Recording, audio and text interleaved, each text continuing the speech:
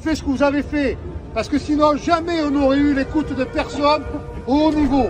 Donc bravo à vous d'avoir bravé le froid, pour certains le ferry, d'être venu de plus de 800 bornes, d'avoir passé plus de 5 jours dans le froid, loin de chez vous, loin de vos animaux, loin de vos familles. Vous pouvez d'abord vous applaudir pour ça. Applaudissez-vous.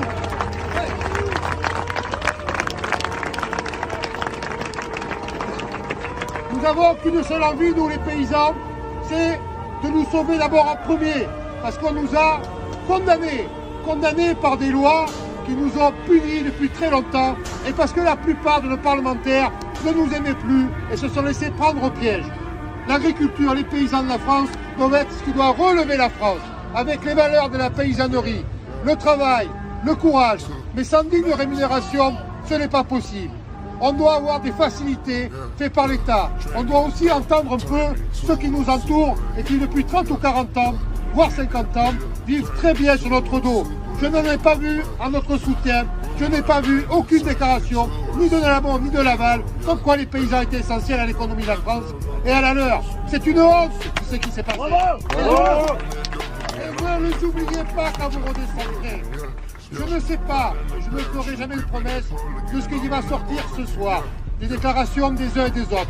Certainement, pas grand-chose, mais le peu qu'on peut faire réfléchir, avec toute la force que vous avez mis, aucun autre syndicat n'en a été capable depuis très longtemps. Donc applaudissez-vous une fois de plus. Et je ne dirai pas longtemps sur ça.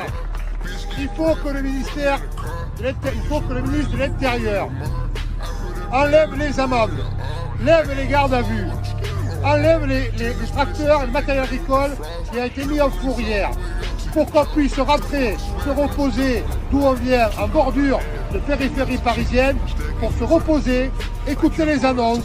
Et si jamais les annonces ne nous conviennent pas, rediscuter entre nous du plan d'action qu'on fera. Est-ce que ça sera revenir ici? Est-ce que ça sera aller bloquer des lieux stratégiques? Est-ce que ça sera aller rentrer au pays pour retrouver nos familles, se reposer et réagir dans les départements?